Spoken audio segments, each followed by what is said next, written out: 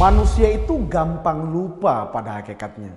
Kadang bahkan yang minggu lalu, yang sebulan lalu kita gampang lupa. Nah, kita mau belajar dari firman Tuhan, ternyata ada hal yang kita nggak bisa lupakan dan kalau perlu kita perlu terus mengingat dalam kehidupan kita karena itu bisa menjadi sumber kemenangan dan sumber kekuatan dalam kehidupan kita.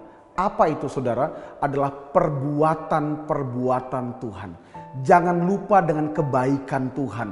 Jangan lupa dengan pertolongan Tuhan di masa lampau. Nah, di dalam Mazmur pasal yang ke-77 ayat yang ke-12 dia berkata, "Aku hendak mengingat perbuatan-perbuatan Tuhan, ya, aku hendak mengingat keajaiban-keajaiban-Mu dari zaman purbakala. Aku hendak menyebut-nyebut segala pekerjaan-Mu dan merenungkan perbuatan-perbuatan-Mu." Seorang pemazmur di dalam Mazmur 77 ini dia berkata bahwa aku hendak mengingat semua perbuatan-Mu. Aku hendak menyebut, memperkatakan semua apa yang Kau pernah lakukan.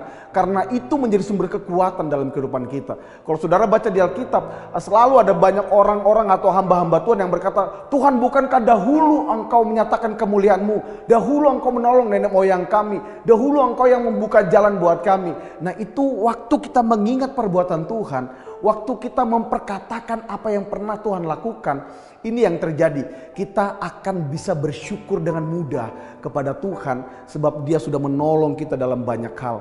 Yang pertama. Yang kedua, kalau kita selalu mengingat perbuatan Tuhan dan tidak melupakan kebaikannya, maka kita tidak akan gampang khawatir dalam kehidupan. Kita nggak akan gampang bimbang, kita nggak akan gampang takut. Karena kita tahu gini, di masa lampau Tuhan itu Tuhan yang teruji untuk menolong, untuk menyatakan mujizatnya, menyatakan tuntunannya, menyatakan kuasanya. Maka hari ini pun dan bahkan di masa depan Dia tetap Tuhan yang sama, yang akan melakukan kebaikan buat saya dan saudara, yang akan menyatakan anugerahnya buat kita, bahkan mujizatnya.